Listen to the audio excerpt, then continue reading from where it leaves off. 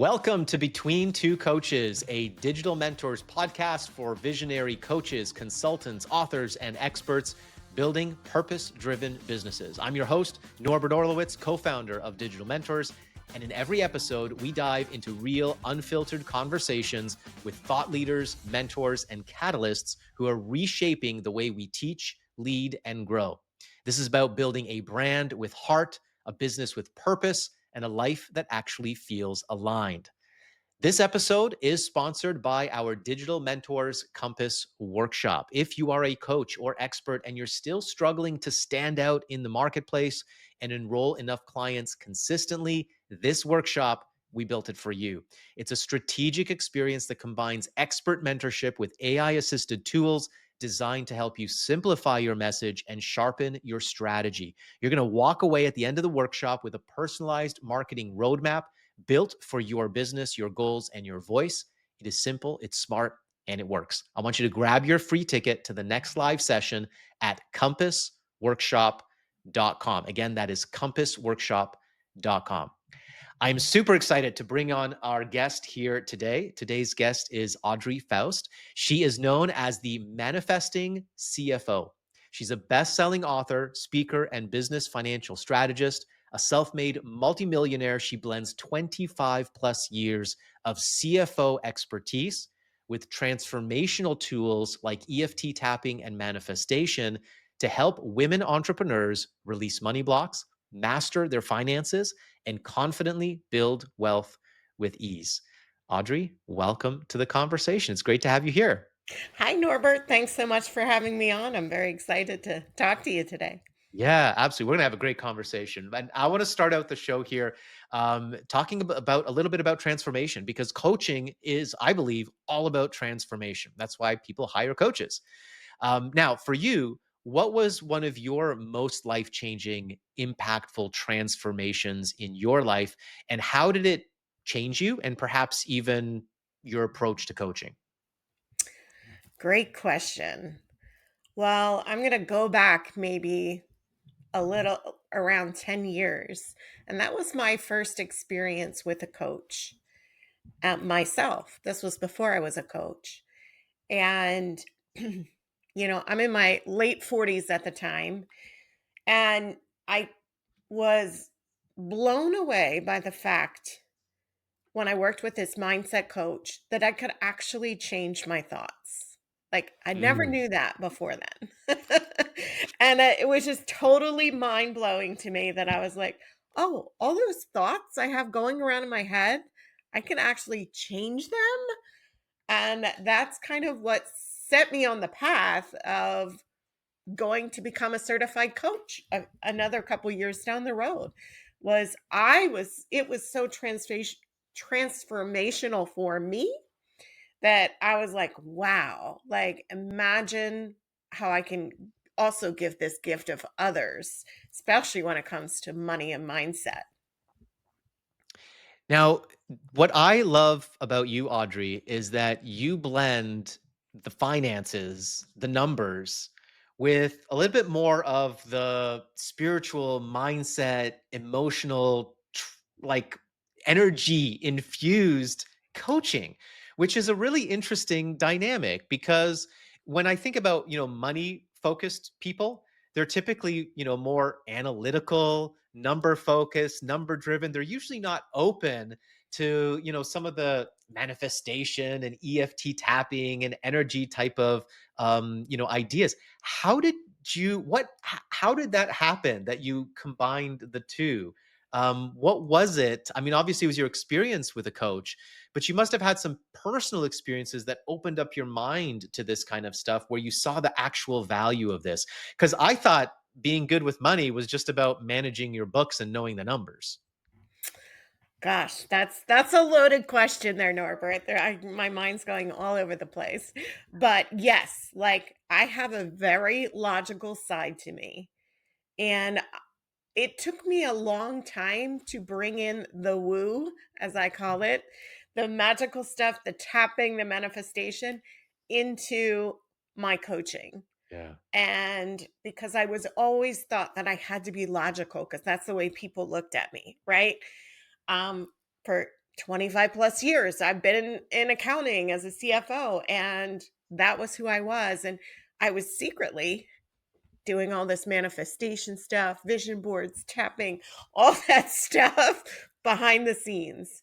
And actually, when I stepped into and brought that into my coaching, that's when like everything changed for me. And all this, my energy changed, and you can talk about that as well. And I became more aligned with what I was doing and what I was coaching. And money mindset is logical, but there's a lot of emotion behind it. And money is very energy charged, right? And what I found is like people would just get stuck in this scarcity mindset. And no matter what I said or did, they just couldn't get out of it. It was like they were stuck in mud. And when I became certified in the EFT and the tapping, it was like my magic wand. It's like boom, like they're in this scarcity mindset and they're stuck, and we talk about it, we get to the bottom of it, we do some tapping, and boom, it's like instantaneously they're able to change their energy, change their attitude, and get out of that scarcity mindset again. I'm skeptical, Audrey. Share with me an experience with one of your clients or maybe a couple of your clients. Like as you started to bring this into your business and started working with your clients on this stuff, can you kind of share maybe a story? Obviously, don't give any names because this is personal stuff and we're talking about finances. But did you have some experiences early on with transformations where you just noticed like, wow, this stuff is like, how is it magic? I don't get it. Well, I mean, I can share my story where Yeah. when I first used it, which was very transformational. I have client stories too, but I'll keep them a little more private. But my story, which got me into the FT and the tapping certification, was I was walking away from a multi six figure CFO business where I was doing all the financial work to go 100% into the coaching. And, as you heard in the intro, I have the financial nest egg. I don't need to worry about the money part. Um, I knew I was being guided towards this because I was getting signs all along the way. Things were shifting inside the companies I was working with, and all at the same time. And it was just really crazy. And I was getting this huge push like, you should just go all in on the coaching. And I was listening to my intuition maybe for the first time in my life, even Mm. though every human being would probably think I was insane for walking away from that kind of revenue that was on the monthly, you know. My clients love me, all of that. So it was easy money, but I wasn't aligned with it. But I made this decision. I said, I'm going to go all in on the coaching. I walked away from it. And I was in a mastermind with somebody who's been doing tapping for like 20 years, and she was a psychologist. And she actually left psychology to do the tapping. She's Wow. been doing that for 20 some years because she saw the transformation in her clients when she started bringing it into her psychology practice. So, and I was like being the logical person. I would see people tapping like on Instagram or whatever. And I'm like, oh, come on. How is like you like hitting your fingers on your face doing anything? Like, seriously, like that's messed up. But I really respected her. And I know she had been doing it for so long and built this whole practice around it. And she invited me to one of her sessions, her group sessions. So I had this really anxious knot in my stomach around walking away from those retainers, even though I knew I was being guided towards that. And I knew financially I was going to be fine, right? I had enough nest egg to last me for a while. But why did I have this huge knot in my stomach that made me want to vomit just thinking about what I was doing? And so I raised my hand for a tapping seat, and I explained my situation to her, and she asked me a few questions. And part of tapping is getting to the belief that the reason you have this fear. Why was I so afraid to make this change? Because it wasn't about the money, Hmm. because I was fine. And what we discovered was it came from the fact that I grew up with a father who had bipolar disorder. And my life was scary. Like, and my way to control that, or my way to like deal with that as an adult, as a child, and then into an as adult, is not to have anything unknown. Like, I never liked surprises. I never liked anything. It made so much sense when she discovered this. Like, I Mm, had this huge fear of the unknown. yeah. So it made complete sense to me when she identified this. And we did a tapping session for like, I don't know, 10 minutes tops. And I felt the knot in my stomach literally move from my stomach to my feet. And then I felt it, and then we did another round, I felt it move from my feet to my hands. It was the craziest thing. And then I'm like, "What's going on?" I thought it was gonna go out of my feet. It's in my hands now, and she's like, "It's all good. It's moving. You're moving this tied up energy, like, that you've stored in your body." And for 40, 50 some years, right? Yeah. Since childhood. And felt immediate relief. I felt immediate relief from that fear. I kept tapping on it for another couple of days. And within like 3 days, maybe four, um, that fear was completely gone, Norbert. A fear I had been carrying around for 50 some years. And I had to control everything. It made sense of my control freak personality. And it was gone. I no longer had to control everything. I was surrendering to this fear, and I just let it go. And my mind was blown. And then I knew from that moment on, I was like, I need to become certified in this, because I had seen so many people get stuck in that scarcity mindset with the money. And I'm like, if I could just instantly give them relief like Mm, that, and it would be amazing. And what happens when we're in that energy, that tightness, that restriction, is you become in the fight or flight mode in your brain, and it mhm, shuts your brain down completely. And if you can release that energy, that stored up energy, it opens your brain up, and you become lighter. Your mind now is open to other things to think about, to expand, to like, oh, well, I never thought about that. Maybe I can contact that person and get, bring them in as a client, or this or that, rather than staying stuck in that energy of it's just not working, or there's no clients there for me, or any of that. So mm. it's really, really cool how it works. It's incredible because I've heard similar stories many times with EFT. I've had a couple of sessions myself. I've never had a transformational experience like that, but I'm always so intrigued by it because it really seems to have like incredible effects for people. You've been working with clients for quite some time now, obviously both as a CFO and now more as a coach.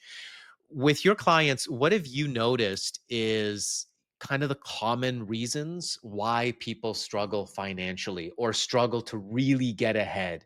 Because I mean, that seems to be a common experience for people, even people that are making money or have been successful, have made money.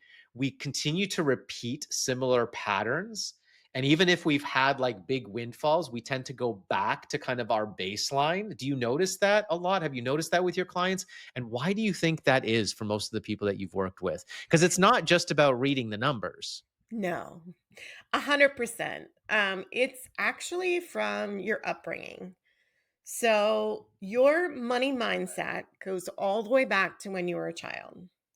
So think about things you might have heard your parents say. Money doesn't grow on trees. Easy come, easy go. That's the one that Yeah, sticks out easy for come, me. easy go. My dad, yeah. Um, we work hard for our money. That's one that I had to transform in my own mindset. Mhm. And the reason they get stuck in there is because when you're a child, your subconscious is completely open. Think about children, they call them sponges, right? They learn things really quick. I mean, I see my grandchildren that are like 3 years old, 1 and 3, and I'm like amazed at what they pick up and learn so quickly. Like you say it once and you think they're not listening, and then they repeat it the next day, and it's like, wow. So the reason that is our subconscious is completely open up until the age of 7. So Yes. once we hit 7, then, it starts closing up a little bit. But we believe everything that people tell us when we're younger, right? We believe in Santa Claus. you know? So we don't have the logical part of our brain hasn't developed yet to for the reasoning, right? Wait a minute, that doesn't make sense. Um so everything is just open and it comes into our subconscious and we hear it. A lot of times, I work with clients who have a negative experience around people who have money, wealth, right? Usually they've heard their parents say rich people are greedy, mean, selfish, any of the above. Um, their subconscious brain will do everything in its power to make sure they don't become one of those because they don't want to be mean, rich, selfish, greedy, right? And our subconscious runs 95% of our thoughts on any given day. And we have 80,000 thoughts per day. So I like to say we have a 7-year-old running our brains and our businesses. Oh, wow. And until you take That's the time and energy to reprogram that, that's what's going on. It's funny that you brought Santa Claus into that picture because it's a perfect example. With Santa Claus, at some point, that lie was corrected, Yeah. right? We corrected that lie. But how many other lies did we learn during that time that we've never consciously corrected? Yes. And then you get other reinforcements. For Right. for instance, like the media constantly villainizes people that have money. Sure. Yeah. And Absolutely. and you have to consciously, and even though consciously, I had a client just last week. She's like, I asked her this question. It's a quick response to know if you have anything going on in there around rich people. It's the first word that comes to your mind when I say this, because the first word is your subconscious. You're going to fight it because you're going to be like, that's not true.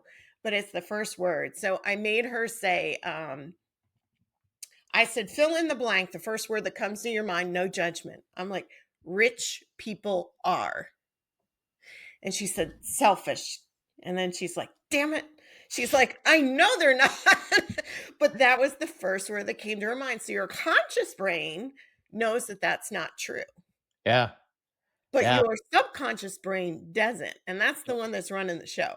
Yeah, it's stupid because mine is greedy that came up. Yeah. And I know, and again, logically, I know that's not true. I don't believe that. And yet, when you ask me to do that, if I'm honest with myself, that's the word that comes up. So that's a little frightening almost. It's like, Yeah. wait a second. I don't believe that though. Why is that word coming into my mind? Yeah. Yeah, Because you had a subconscious programming when you were younger that absolutely. you're bringing that with you, and almost all of us have.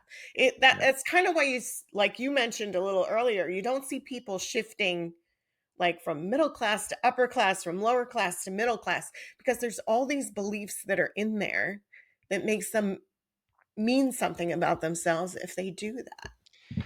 And you know what? I was just thinking, it's usually the good people Yeah. that suffer from this. The good-hearted, kind, caring people, that typically care for others. So coaches, this Yes. podcast for coaches, if you're listening, you're probably one of those because we're compassionate, we're caring, we think about other people, we're socially conscious.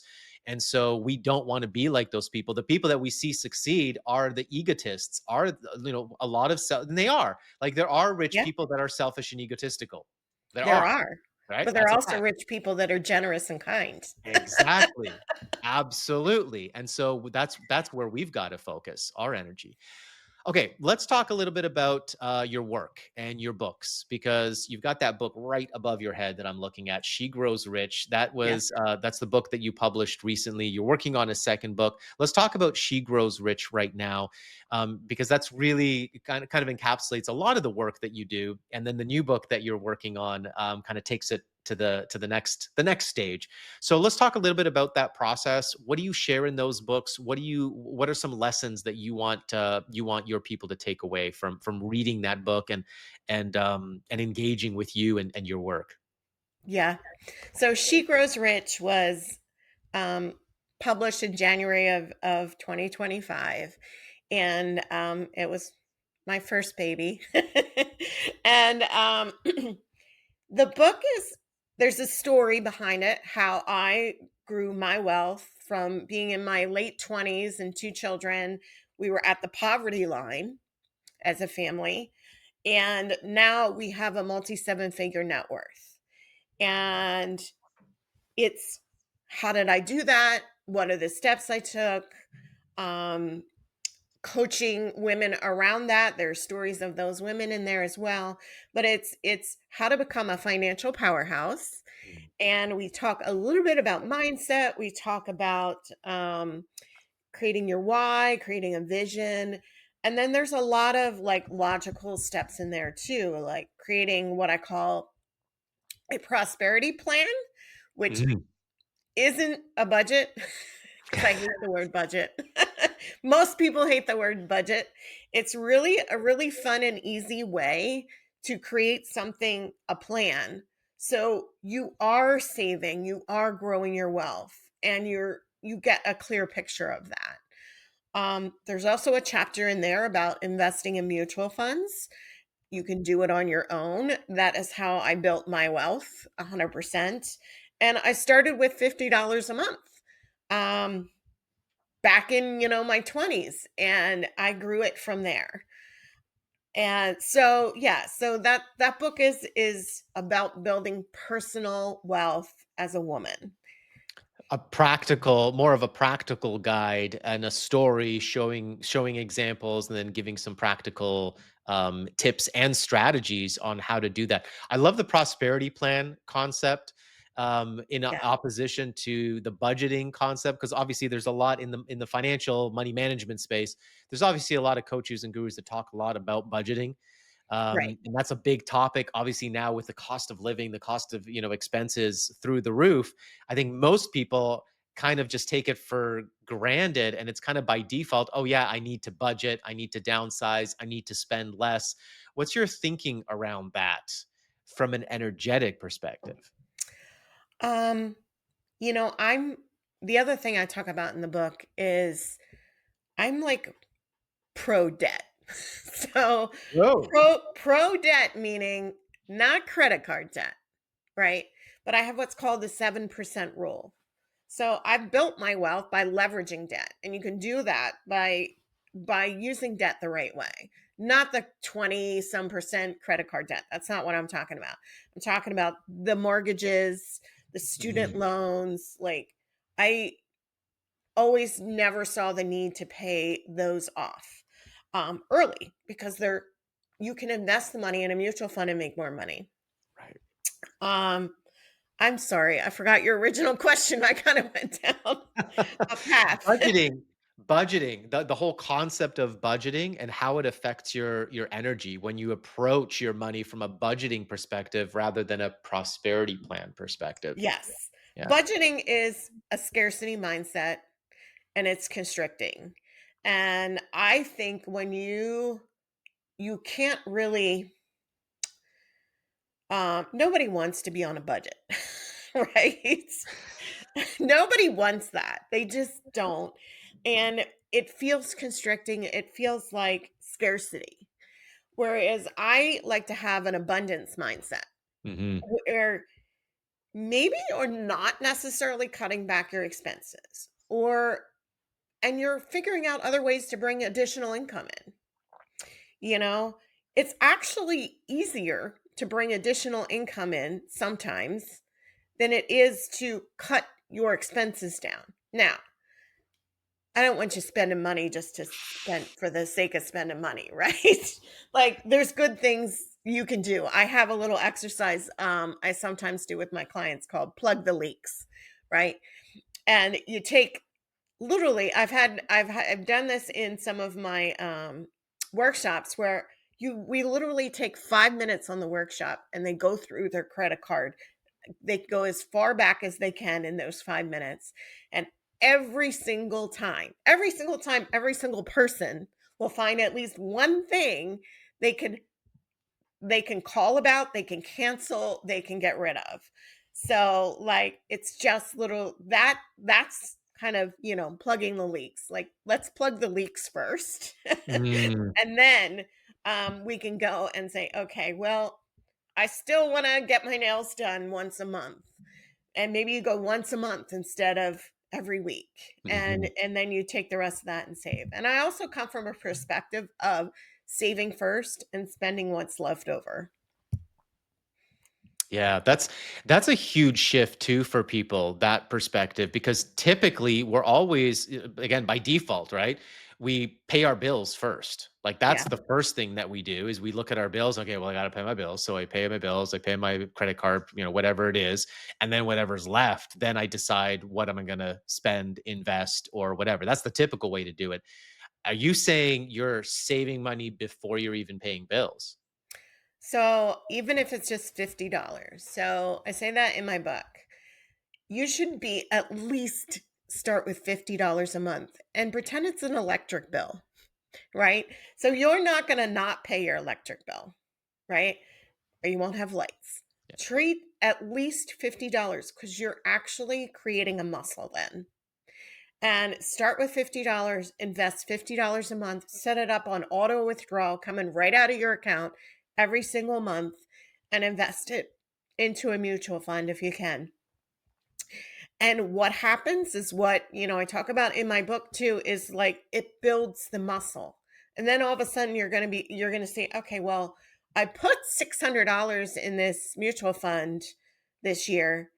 And you look at it at the end of the year and it's like $1,000. And you're like, whoa, wait, maybe I can put a little more in there, And that's how the mentality goes. Like you just keep building it up and building it up. Yeah, and it's just building that habit because then Mhm. it shifts your just like you said, if you stake with that habit, then it shifts your mindset and your mentality around it, right? And 100%. that's the way that you one of the ways that you can shift your thinking around it. Let's talk about this new book.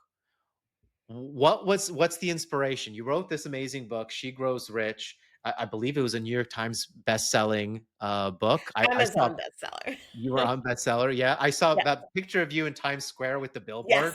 That's iconic. I love that. That was awesome. So that was a huge success, and it's a really great book that, I think all women definitely should be reading. I mean, all of us should be reading. So why the inspiration for the next book? What was missing in that book that you wanna get into this next book? Um, More of the energetic stuff, more of the mindset stuff. I mean, the more I worked with my clients, the more I saw that it's more about the mindset than about the strategy. Mm, So, um, I talk about in my workshops as well as in my book, it's called Dishing the Tea.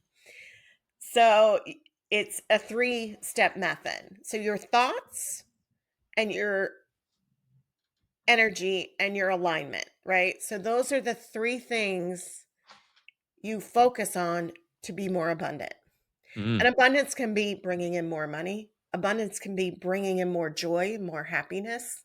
mm, Like what I've evaluated through doing all this is, well, first of all, everybody tells me for the last like year and a half since I started embodying all of this, I love your energy, or oh my gosh, your energy has changed so much. I just came back from a conference last week in New York, and there's some people I saw there 6 months ago, some people I saw there like 18 months ago, almost, and new people would say to me, I love your energy. The people that haven't seen me in 6 months or 18 months were like, wow, your energy has really changed or shifted. Like, my 50 plus years on this planet, no one has ever told me they love my energy or that my energy has shifted. So, like, that's, I mean, sounds like, oh, yeah, whatever. But it's been like really transformational for me. And what I see in my clients is they go from chasing abundance and chasing Mm. clients to attracting it, because people are now drawn to them and their energy, and they just want to be around them and bring it in. So how do we do it? How do we shift our energy so that people come up to us and say, "Oh my god, I love your energy. It's so Yeah. great." What do um we do, Audrey? so it goes back to what's called the emotional scale. Abraham Hicks, are you familiar with Abraham Yep. Hicks? Yep. So, Esther Hicks, she channels this, spiritual being, Abraham Hicks, or spiritual entity, and they talk about this emotional scale. So, as humans, we are constantly in the negative, right? We're like, worry is on the negative of worry, doubt, fear. Looking at it right now, discouragement, all of those low vibe energies. Okay, we naturally, as human beings, are in that low vibe energy. So making a conscious effort to stay in high vibe energy. Love is the most powerful energy you can be in. And, you know, gratitude, joy, happiness, all of that, being in that energy is just what's going to attract more people, more things, more abundance to you. That's how I use EFT tapping to stay in that energy. I also use daily prompts with my clients where they're like, get to focus on the positive versus the negative. Mm. And if you can stay in that positive energy 51% of the day, you're going to attract more positive things into your life. So you just need to flip the scale a little bit. But most people stay in that negative energy the majority of the day. Mm. Yeah. Yeah. I mean, that's and how do we, because every day is full of unknowns and uncertainties, and it seems like, especially as a business owner, as an entrepreneur, there's fires to put out. There's a new problem every single day, like especially if you're dealing with people or managing teams, systems, processes, all sorts of things. We're running ad campaigns, one ad fails and this campaign tanks, there's always issues and problems. So knowing that, dealing with all of that, as a parent, you're dealing with your child and your family, or maybe you're a caregiver for an older parent. There's so much in our life, and I see that with our clients as well and all the people that I interact with. How do you manage to stay in a positive energy 50% of the time when we're inundated with all of this stuff? The media, the politics, society, like all of this chaos in the world. How do we stay immune to that? How do we put a barrier up? What's your any techniques or tips or I secrets for mean, that? being consciously aware of the energy that you're in is the Mm. first step. W- Another step is stop watching TV. It's gonna like bring you in negative energy, That's right? one easy Watch step. something Yeah. funny, watch something positive, watch something, joyful. Like, don't watch the news. I never Yeah. watch the news. It's depressing. Yeah, like just making conscious efforts to shift that energy. Have a mantra. Like, even when, stuff happens, like, try to find the benefit in it, right? Yes, maybe this launch tanked. Maybe it's because I need to shift something, or the universe is testing me. Like, maybe, I just need to surrender. Or maybe I just need to tweak this little one thing, surrender is a huge part of it, right? Just accepting what is and surrendering to this is my path. I mean, one of the most amazing books that I recently read was The Alchemist. Have you ever read Oh, that? yeah, Paulo Coelho. Yeah, Yes. Like, yeah. and understanding that, we all as entrepreneurs, we want to get to the flag on the moon or whatever. Like, we want Whatever to get to that destination we're seeking, yeah. destination as quick as possible. But if you ever listened to that book or read that book, like the journey that he goes on, like he loses all his money a couple of times, right? But he meets the love of his life. And he wouldn't have met her if all those things didn't happen. Like there's things that bad things that happened to him, but when you look back, the bad things actually happened to get him to the good things, right? Yeah. Leave us with some final words here. As someone who's, been on this planet for a little bit of time, but also have so much experience in business, with finances, you yourself have an amazing story of kind of like rags to riches, right? And now working with all the clients that you've worked with and talking about this challenge right here, this challenge of perseverance, of persistence, of sticking with the journey. Because I see so many clients, coaches, people that I interact with all the time. I always feel like they don't appreciate the patience and the journey that's required to get to where they want to go. What can you leave us with some words of wisdom? Like, how do we get through that? How do we make peace with the journey and all of its ups and downs and its challenges? Hmm. You know, I never used to have a lot of patience either. So, like, I think if you're an entrepreneur, first of all, like, you are living a life of education every single day. Mm, Like, if you're an employee, you are not getting near the education somebody who is out there every day building a business. So, even if you can't be patient and say, oh gosh, maybe I have to, like, think about the experience that you've gotten and think about the journey that you've been on. Yeah, it's hard. Like, it takes a lot of patience, especially if you're a coach. And I know that's who you mentor. So, especially if you're a coach, it takes a lot of patience, a lot of tweaking, a lot of finding the right fit. Um, I can share a little bit too about my journey, how I've had a lot of people in my journey tell me what I should be doing. mm. And as a coach, you're great at this, Audrey. You should coach on this and you should coach on that and you should coach on this, right? And so I followed them. I said, "Oh, great. Yes." I coached bookkeepers for a while. I coached leadership. I coached um you know, the finance part too. But like all of them was fine and I was great at it. But it wasn't until I made this shift to the manifesting CFO, brought in all the parts of me that I was hiding, Ah. the woo, that like I am just so excited to wake up and work every day.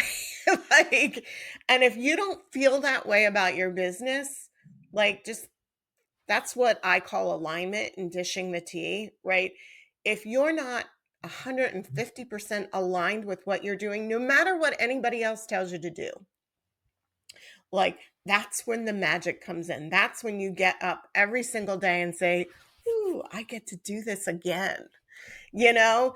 And once you can say that and once you can do that, regardless of what you're good at, do what really lights you up because that journey that you're talking about, Norbert, like is going to be fun. And you're going to ride that wave as long as you can because no longer is it going to feel like, oh, I have to do this or I have to do that. Just make it fun.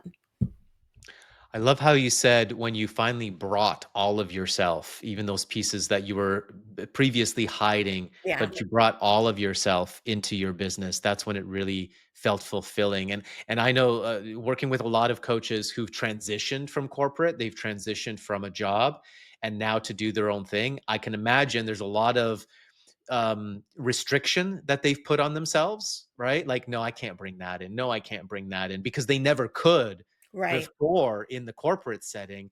But this is the thing when you're an entrepreneur, when you're embarking on this coaching journey, when I talk about niching and branding and all that kind of stuff and standing out in the marketplace, it's exactly what you're saying there, Audrey. Like you got to Yeah. bring your whole self into it because that's what makes you unique. That's what makes you stand out. Yeah, and I remember when I first stepped into the manifesting, I literally woke up in the middle of the night one night and manifesting CFO just came to my head and I wrote it down. Well, I actually sent an email to myself so I'd remember it in the morning. And then it took me a couple of weeks before I could actually step into that because I was like, oh, what are they going to say on LinkedIn if all of a sudden I'm like manifesting now?